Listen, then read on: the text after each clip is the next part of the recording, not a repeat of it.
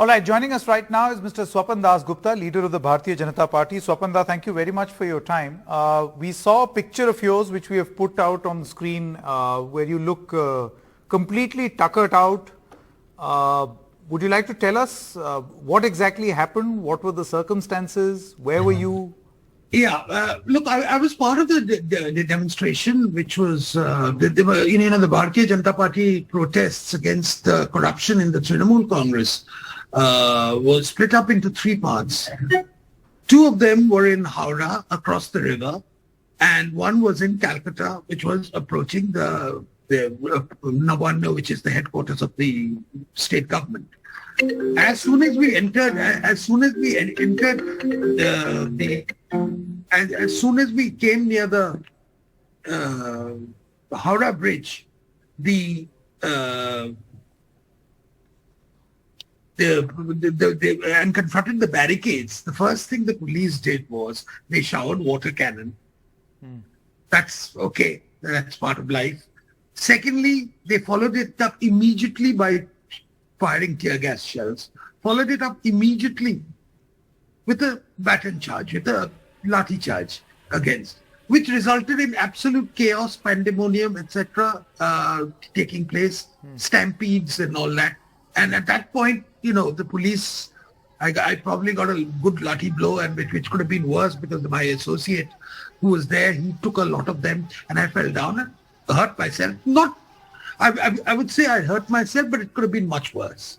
But it's obviously quite a distressing experience, quite a distressing experience, partly because this was a peaceful demonstration. It was a high-spirited but peaceful demonstration, well planned in advance, against the mounting evidence of corruption within the TMC government. And if this space for democratic dissent is denied in Bengal, it's a very sad day for democracy. Swapan, the sense that I get from what you're saying, you're essentially saying that unusual amount of force was used to quell this protest. Is that what you're saying? Yeah, and it's not merely there. Look at it. Look at the steps which they took. Trains which were carrying our supporters, those who were traveling by train, the police, quite outside their jurisdiction, entered railway platforms, got people out and told them they couldn't move ahead. In various parts, in Alipurduar, in Kuch Bihar, in various parts of Hooghly district, etc. In Chhatragachi, where the leader of opposition, Shubhendu Adhikari, was leading the protest, they actually put metal barricades, actually welded it to things on the national highway to prevent people from coming. These are extraordinary steps. These are extraordinary steps for an ordinary demonstration which was there. What is there? You would have thought this was some sort of a terrorist offensive which was being mounted in Bengal. So when I'm saying disproportionate, I mean that.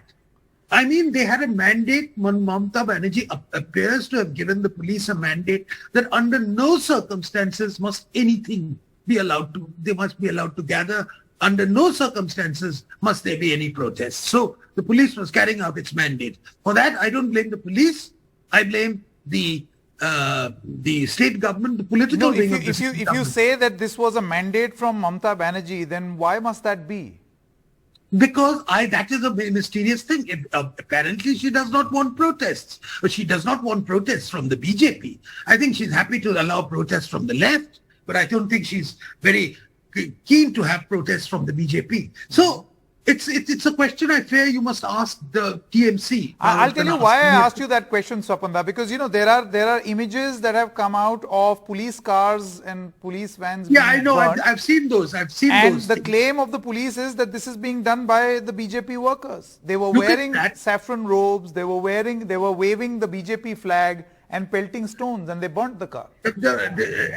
Stones don't produce fire. Look, the whole point about it is that the demonstration which went to Howrah was dispersed, which in Calcutta, which was trying to cross the Howrah Bridge, was dispersed. This was something which happened completely extraneous, outside the main body of demonstrations, which gives rise to a lot of suspicion as to who exactly was responsible for it. It was certainly not part of the main body of the march. Are you suggesting that these were not BJP workers? I'm not suggesting anything, partly because I wasn't an eyewitness to it. I was in the other end of the road. I mean, about a kilometer away, 2 kilometers away, perhaps, when this happened. So I'm suggesting is that the demonstration of the BJP, the mainstream of the demonstration, which was announced, programmed in Howrah, in Satragachi, and in Kolkata, took place peacefully without any incident whatsoever. This was not on our schedule. Okay, Swapanda, let's move and zoom out and talk about the larger picture over here. You see, post the defeat of the BJP, you did well, but not enough to form your government. The BJP got a good score in 2021. You got a considerable vote share in 2019. And since the 2021 loss, we saw a lot of BJP leaders, very many BJP leaders leaving and jumping ship. Is this some sort of a assertion on the part of the BJP ahead of 2024? Well, I think this was a prime principle. Of course, it's a job of any political party to organize for any election, and 2024 is a big election for the BJP. It's Narendra Modi's government at stake. So obviously there will be preparations for it. But I think what you've got to look at it is the immediate context of state politics in Bengal. And I think the state politics is that what we've seen is that this exponential rise in corruption, to the extent that, people are finding 20, 30 crores under beds, 50 crores being found in the associate of a minister's house. I mean, it's just rampant. I think it's gone beyond a particular thing. It's become a national disease. Official corruption, political corruption has become a national disease in West Bengal. And it's a reaction to that the BJP is naturally organizing. Yes, we lost a lot of people who had come in from various other parties in just prior to the election of 2021, and after the defeat, many of them actually gave up. So and switch sides. It's interesting, Swapanda, that you mentioned corruption, because you see the allegation against the BJP is that you're very you go hard on corruption when it is the opposition, but when it is people who turn from opposition to the BJP, like Mr. Shubhendu Adhikari, suddenly there is one sting operation which involves Shubhendu Adhikari. There is one sting operation involving Shubhendu Adhikari, but the evidence against this is, look, education scam. Look at it. You're fiddling with people's mark sheets. You're taking bribes in return for jobs. You are actually completely decimating the education system. What are you comparing? What? A sting operation versus an institutionalized corruption which is taking place in this state? And I think if you want to whitewash the Trinamool government as a thing that they are better than the BJP politically, etc., you're welcome to do so. But just remember that on the scale of corruption, the BJP's the so-called allegation against the BJP leaders, or one of them, is 1 as compared to about 50 against the Trinamool Congress. The entire the scale of corruption of the Trinamool Congress leadership in West Bengal is amazing, and really it's shocking, scandalous, and I think it's a disgrace to the state. In that context, my final question, Swapanda, are we to expect more such protest marches from the BJP? And in return, will we see a sense of deja vu, a repeat of what we see, the confrontation that we saw ahead of 2019, 2021, and now in the build-up to 24 as well? Look, it's never been pleasant, a political contest. I would agree with you that unfortunately politics in Bengal has unfortunately got very violent. And it's also got very confrontational.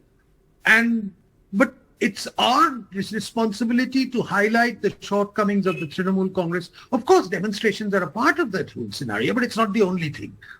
We aim to actually build public opinion, create a meaningful alternative to the Trinamool Congress, learn from the shortcomings of 2021 as far as we are concerned. And therefore, in this context, we will do our utmost to mobilize people as far as possible. And if Trinamool Congress chooses to counter this, not politically, but administratively through the police, through high-handed ways, then I think it's very, very unfortunate. I hope that situation will not come. Okay. Swapan Dasgupta, many thanks for your time. Thank you so much. Thank you.